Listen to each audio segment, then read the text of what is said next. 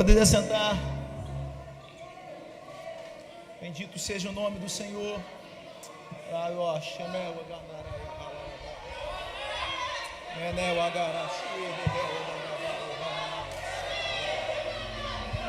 Só quem quer tocado, pede a Ele para te tocar agora de novo aí, vai.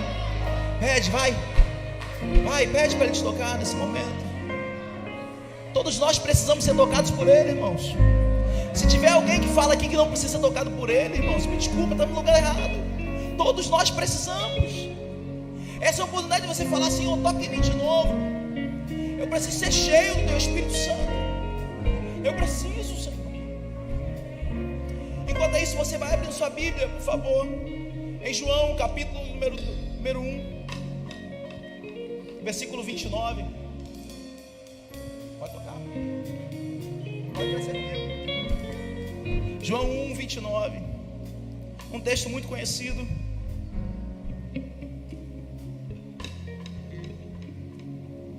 Evangelho de João, capítulo número 1, versículo 29.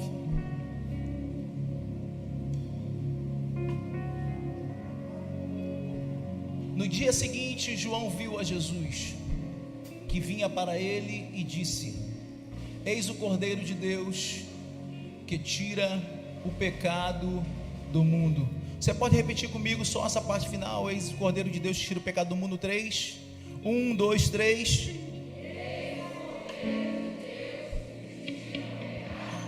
Mais uma vez, 1, 2, 3. Amém. Deixa eu tentar te explicar bem rápido, porque hoje nós vamos cear. Apesar de eu ter dificuldade com o tempo, né, pastor Rafael? Porque João falou isso. Deixa eu tentar te explicar. No passado, Otoniel, hoje nós podemos vir ao templo e podemos cultuar. Hoje todos nós viemos no templo com o objetivo de cultuar ao Senhor. Antes de Cristo, as coisas não eram assim. Apesar de que Deus, Ele nunca mudou, a verdade dele continua a mesma, só que de forma espiritual. Você vai entender isso. Entenda que Deus nunca mudou. Ele é o mesmo do passado, continua hoje e continuará sendo o mesmo eternamente. É isso que nós pregamos. Só que às vezes nós achamos que Deus mudou do Antigo Testamento para o Novo. Deus nunca mudou. O problema é que algumas coisas, a questão é que algumas coisas do Antigo Testamento já foram cumpridas no âmbito espiritual. Na eternidade ela já foi feita. E como Deus é eterno, Ele vê todas essas coisas acontecendo diante dele todos os dias. Isso é meio complexo de entender, mas os irmãos vão entender. Como que era isso no passado? No passado, quando alguém pecava, ele não ia diretamente e entrava no templo. O templo era restrito. Tony, o templo não era para todos. O templo era para aqueles que foram separados. Só que hoje nós temos liberdade para entrar. Mas alguns dos nossos antepassados não tiveram a oportunidade de entrar. Por quê? Porque eles não foram escolhidos, não foram separados. Enquanto hoje tem alguns que já foram escolhidos, já foram separados e não dão valor àquilo que Deus colocou na mão deles. Enquanto tem pessoas aqui que eu estou vendo que deixaram os talentos, os dons ir embora e não estão dando valor àquilo que Deus um dia separou. Tem pessoas aqui que foram chamadas por Deus para entrar no Santo dos Santos com ousadia, para ministrar com fogo, e tem escondido. Mas teve alguns que não tiveram essa oportunidade. No passado não se tinha essa oportunidade. Por quê? Porque para entrar no templo tinha que ser levita, da tribo de Levi. Os sacerdotes tinham que entrar. Só eles podiam entrar. Mas existia todo um ritual antes de entrar no templo, que hoje muitos de nós não damos valor. Achamos que podemos entrar na presença do Senhor de qualquer maneira. Mas o mesmo Deus não mudou. Ele continua com seus pré-requisitos. Há uma necessidade de pureza para entrar.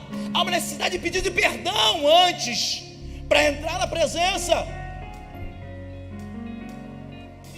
Como o pecado era perdoado? Primeiro eu preciso entender o que Paulo vai falar. Em Romanos no capítulo 3 vai dizer que o salário do pecado é a... Repete comigo, o salário do pecado é morte. Aquele que não sabia, você vai repetir com força agora. O salário do pecado é... João vai dizer que todos nós pecamos. E aquele que diz que não tem pecado é mentiroso. Se todos nós pecamos e o salário do pecado é a morte, qual é a nossa sentença? Todos nós estávamos sentenciados à morte. Todos nós. Eu estava sentenciado. Você estava sentenciado à morte. Por quê? Salário do pecado. Todos nós pecamos. E o pecado separa. Por quê? Porque Deus é santo. E Deus não se mistura com o pecado. Ele é santo. A santidade dele está acima de todas as coisas. E por ele ser santo, ele não se mistura com o pecador. O irmão vai entender. Então, por ele não se misturar, ele liberou uma sentença: tem que morrer. Mas eu acho lindo em Deus o seguinte: que ele libera uma sentença, mas ele libera para a gente a solução dos problemas. Nós fomos sentenciados à morte não porque ele é ruim, foi porque nós pecamos. Pelo contrário, ele é tão bom que mesmo sentenciados à morte, ele falou assim: ó, eu preciso mostrar para os meus filhos que existe uma solução para o pecado. Eu não criei eles para a morte. Você não foi criado para a morte. Levanta a tua mão que eu quero profetizar. A sua casa não foi criada para a morte. Os seus sonhos não foram criados para a morte. O teu ministério não foi criado para a morte. Deus te chamou para a vida. Deus chamou a tua casa para a vida. Os seus ministérios que estavam até enterrados, Deus vai ressuscitar. Por quê? Porque Deus não te chamou para a morte. Deus te criou para ter vida, e vida com abundância. É isso que Deus nos chamou. Deus não é ruim. A sentença foi porque nós pecamos. Pastor, mas quem pecou foi Adão. Não, todos nós pecamos. Se não fosse ele e Eva, se nós estivéssemos no lugar dele, nós pecaríamos também. Nós pecaríamos também. E o que ele criou para substituir isso? O nome já diz: substituição. A morte, ela já foi sentenciada. Para que o pecado seja perdoado, alguém tem que morrer. É forte, mas repete isso para ficar na tua mente. Para que o pecado seja perdoado, bem alto, vamos lá no 3. Para que o pecado seja perdoado, alguém tem que morrer. Que isso, pastor? E a história não mudou, continua a mesma coisa. Adão e Eva vão pecar. O que o próprio Deus vai ensinar? Alguém tem que morrer. Vou perdoar vocês, mas alguém tem que morrer. Vou matar um animal. Na verdade, vou matar 2 animais, porque os 2 pecaram. E com a pele deles eu vou construir para vocês. As costureiras, fugiu o termo. Vou confeccionar roupas para cobrir a nudez de vocês. Substituição, irmãos. Para que o pecado de cada um de nós venha a ser perdoado, alguém precisa ser substituído a sentença de morte no nosso lugar. Algum animal, algum ser inocente precisa morrer no nosso lugar. Aí vem logo em seguida o livro de Êxodo e vai nos explicar muito bem isso. O texto vai dizer que Moisés vai subir no Monte Sinai. E quando ele sobe no Monte Sinai, Deus dá uma ordem para ele. Fala: Moisés, o negócio é o seguinte: quando alguém morrer, os irmãos estão no cantinho aí, vocês vão fazer o seguinte: para que o pecado deles sejam perdoados, vocês vão pegar um cordeiro. E esse cordeiro, vocês vão olhar primeiro para o cordeiro. Vocês vão pegar o cordeiro, vão olhar dentro dos olhos do cordeiro. Olha bem dentro do olho quando chegar perto do sacerdote. Depois você coloca a mão sobre a cabeça do cordeiro, como se você estivesse transferindo os seus pecados para o cordeiro. e olha bem para dentro dos olhos dele, para você entender que ele vai morrer pelo seu pecado. Irmão, esse dia tirei até uma foto do cachorro do presbítero Maico. Vou até botar no telão esses dias. Eu nunca vi um cachorro tão feio quanto aquele. Você estava trabalhando. Que cachorro feio é aquele? Mas o que me marcou, sabe o que foi? Que ele era tão feio, mas ele olhou para mim com um olhar. Já viu quando o cachorro fez alguma coisa errada, ele olha para você? Não sei quantos aqui tem animal. Já viu quando o cachorro faz alguma coisa errada, você olha para ele, sabe que ele fez de besteira, ele olha para você com olhar de pena. Aí fala, eu queria até bater. O princípio que Deus queria ensinar o mesmo. Olha para dentro do cordeiro. Ele agora vai morrer por causa de você. Ele não fez nada para morrer. Olha para ele. Pega uma toalhinha aí, por favor. Olha para ele. Olha dentro dos olhos do cordeiro. Porque ele vai morrer devido à sua culpa, ao seu pecado. Mesmo ele não tendo feito nada, é um inocente, vai morrer. Agora você transfere os seus pecados para ele. Coloca a mão sobre a cabeça dele. E o interessante, irmãos, já no tempo de Jesus era assim, mas antes era o seguinte: as pessoas vinham com o cordeiro de longe. Eles vinham das suas cidades com o cordeiro lado a lado. Olha como nós invertemos o princípio. Para o perdão, hoje nós queremos primeiro ser perdoado para depois andar do lado do cordeiro. No passado eles andavam com o cordeiro pelo caminho, iam andando da Galileia até chegar em Jerusalém. Quando chegavam no templo, eles tinham que sacrificar aquele animal que andou com ele lado a lado. Botava a mão sobre o cordeiro, olhava para dentro dos olhos. O sacerdote falou, agora pode morrer. Matava. Mas matava onde, irmãos? Tinha um local específico, altar. E nessa mesma subida que Moisés foi, Deus deu a ordem para Moisés construir um altar. Moisés perguntou, Senhor, onde nós vamos matar esse animal? Em qualquer lugar? Deus falou, não, em qualquer lugar não. Antes de vocês entrarem no templo, antes de entrar, a primeira coisa que vocês vão ver é um altar. E como que nós vamos fazer esse altar, Senhor? Perguntou Moisés a Deus. Moisés, conjecturando, Moisés falou assim, para o Senhor já sei o melhor. Vou montar um altar de ouro, um altar valioso, porque o Senhor merece o melhor. Amém ou não amém? Mas Deus falou assim, não, Moisés, o que eu busco em vocês na hora do sacrifício não é coisa de valores. O que eu quero de vocês no altar, Moisés, não é ouro. Então o que, Senhor? Então deve ser prata ou bronze, alguma coisa valiosa, alguma coisa que vai reluzir. E Deus fala para Moisés, Moisés, não é ainda isso que eu quero. Eu não busco que as pessoas olhem para o altar, mas eu quero que as pessoas sejam preocupadas com o sacrifício. Muitos, Moisés, estão preocupados com o altar, mas o que importa mais para mim não é o valor do altar, é o valor do sacrifício. Esquece o altar, Moisés, esquece o holofote. Eu quero ver é o que está dentro de você, é o seu sacrifício. O que eu quero, Moisés, não é o que está no altar, mas é o que está em cima do altar. Eu quero um cordeiro. Moisés, eu quero que você venha com o coração limpo. Eu quero que você venha de coração puro para se entregar para mim. É isso que eu quero. Eu não quero dinheiro, eu não quero valor. A mulher falou assim, então não estou entendendo, Senhor. Então vou fazer um altar de pedra. Aí Deus falou, de pedra também não, Moisés. Mas por que, Senhor? O texto é bem claro. Êxodo capítulo 20. Porque com pedra você vai usar instrumento, e com instrumento você vai profanar o meu altar. Em outras palavras, Moisés, o meu altar, ele não é moldado por mãos humanas.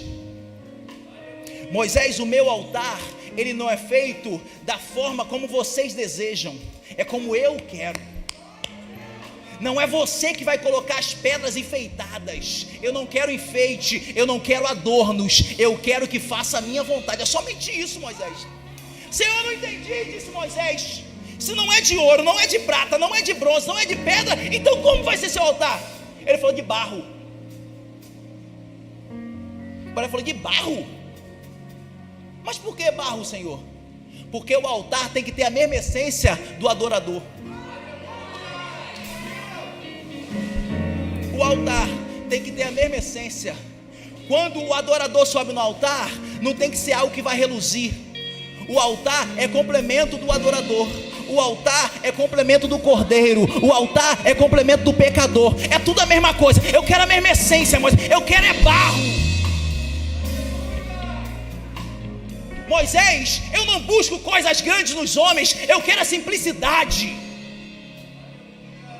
Tem pessoas que acham que para fazer o ministério de Deus tem que ser grandes.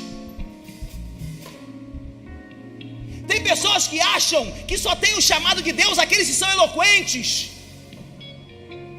ou aqueles que têm vozes bonitas.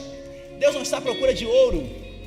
Isso não quer dizer que o ouro não sirva para Deus, serve muito. Mas o que Deus procura é simplicidade.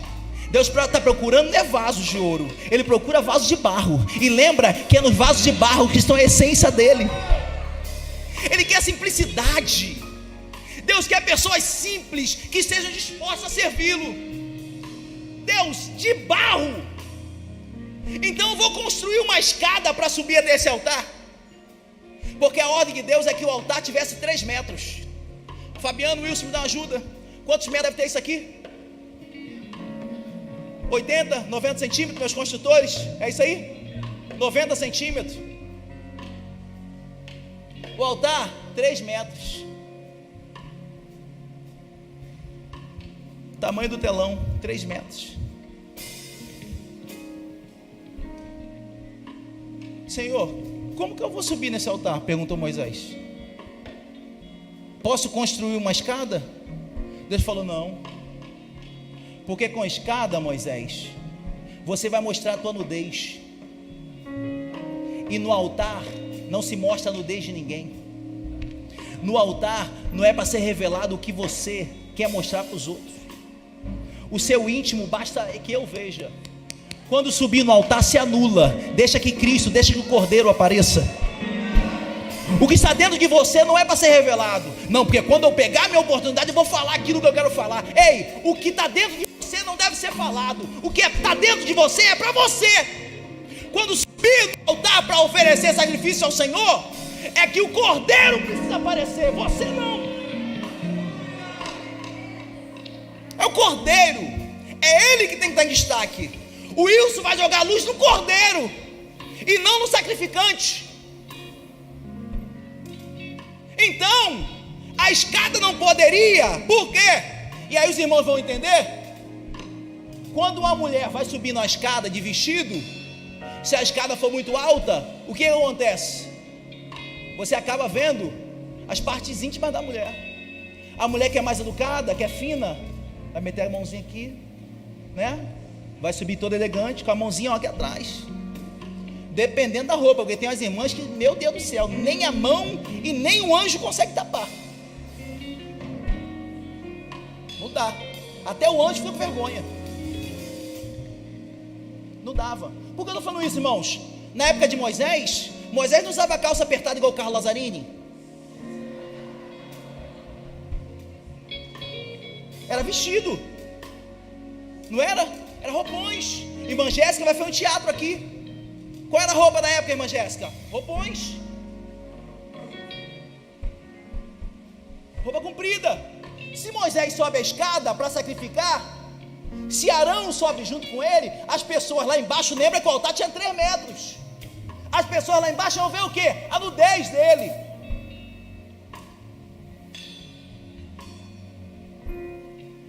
Altar de barro, sem escada, como que sobe? Deus falou com rampa. Irmão, tem uma galera aqui que mora mal, que eu sei.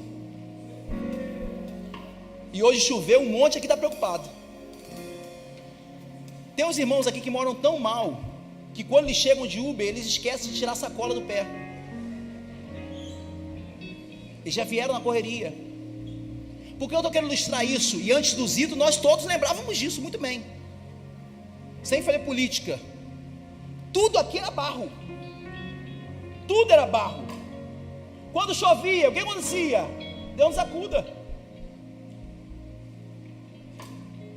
Andar no barro reto, irmãos, já é complicado. Numa rua plana, barro molhado, é complicado. E quem mora em morro íngreme? E como fazer, Gilmar, para subir agora uma rampa de 3 metros para oferecer sacrifício, com barro molhado? Pastor, mas como assim barro molhado? Porque é óbvio, irmão. Isso é óbvio. Aí não precisa chamar os construtores. Você vai construir alguma coisa, para você botar o barro, você precisa socar. Alguns irmãos aqui já aterraram algumas coisas, alguma parte do quintal da casa. Quando botou o barro, já botou concreto? Tem que fazer o que com barro? Tem que socar. E normalmente antes de socar, o que nós fazemos? Damos uma olhada. Primeiro, eu preciso entender o seguinte: o volume do barro sem ser socado é muito maior do que o barro socado. Já viu isso? Você vai cavar um buraco, um por um. Aí tu fala assim, um por um, vai ter só um pouquinho de barro. Aí deve ter só essa montanha de barro. Aí tu põe o Maxwell para cavar, igual um tatu, igual um monstro. Aí o monstro começa a cavar. Quando tu vai ver no final do dia, essa pata de um por um, tem isso aqui de barro.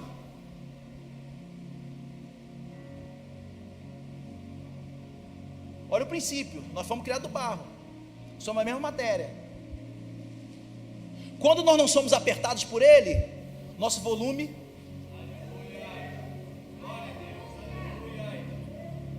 Mas para ele nos colocar em algumas missões, para que possamos entender o chamado dele e cabermos exatamente aonde ele quer, é preciso nos...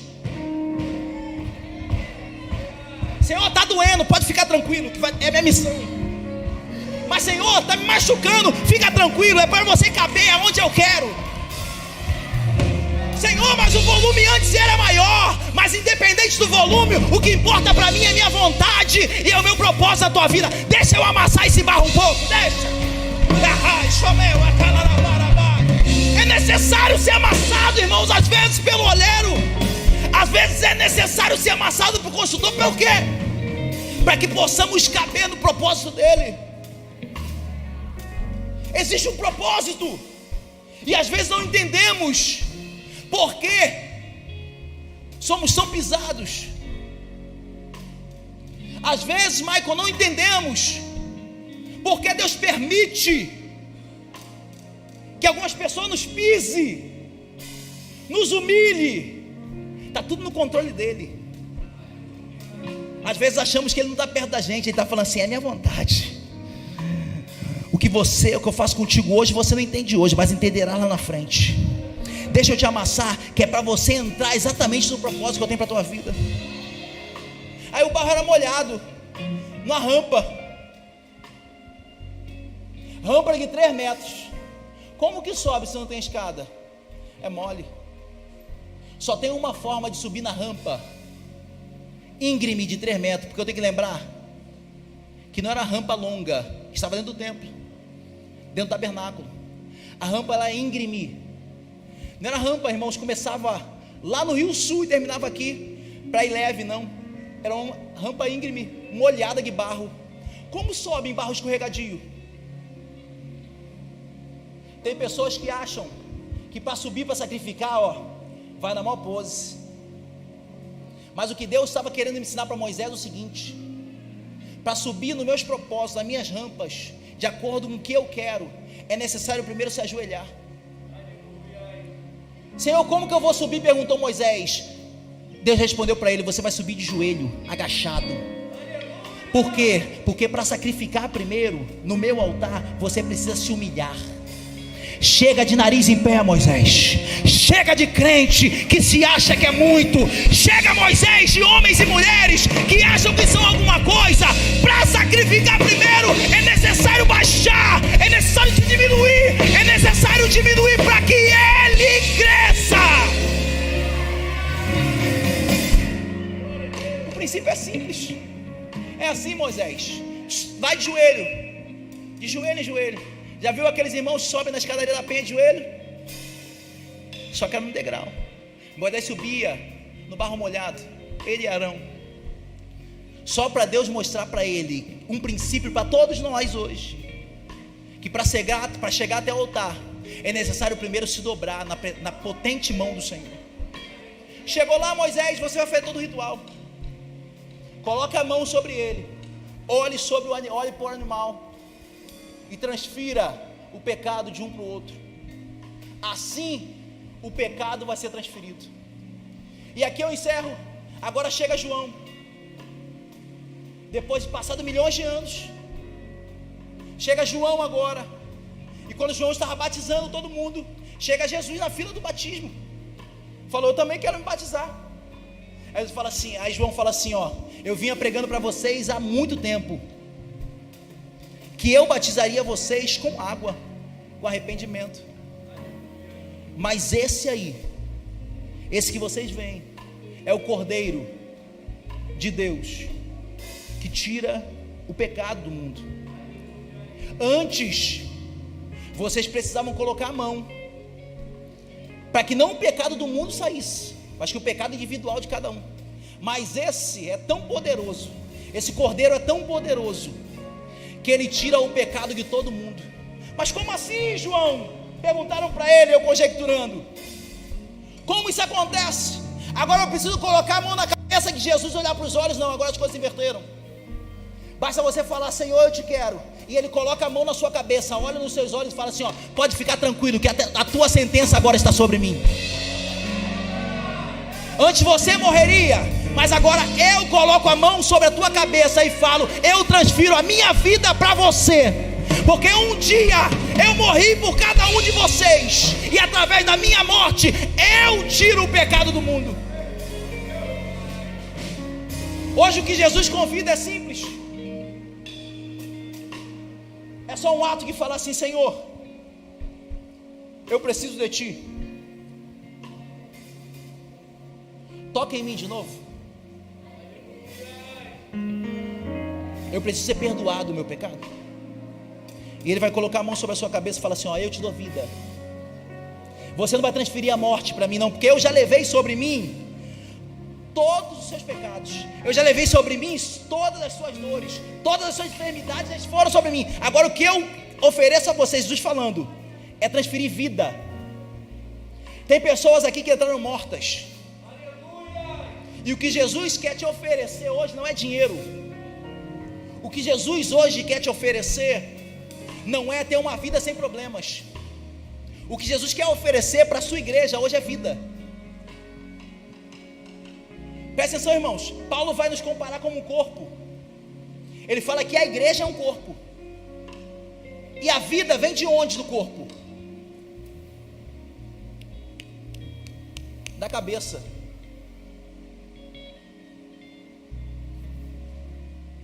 Quando há morte cerebral, já era. Tem alguns irmãos da saúde aqui que sabem. Quando acontece a morte cerebral, ou seja, a morte da cabeça, e ele é o cabeça, o corpo já era. Então o que o cabeça oferece para o corpo? Vida. O que Cristo hoje quer oferecer para a sua igreja é vida.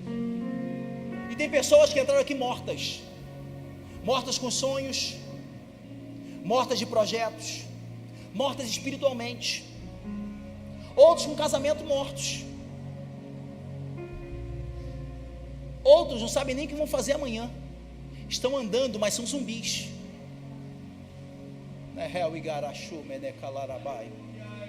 Mas o que Deus trouxe vocês aqui hoje para ministrar é vida, e é isso que nós celebramos aqui na ceia: vida, vida e vida em abundância. Fica de pé em nome de Jesus. Vem cá, Di, toca em mim de novo.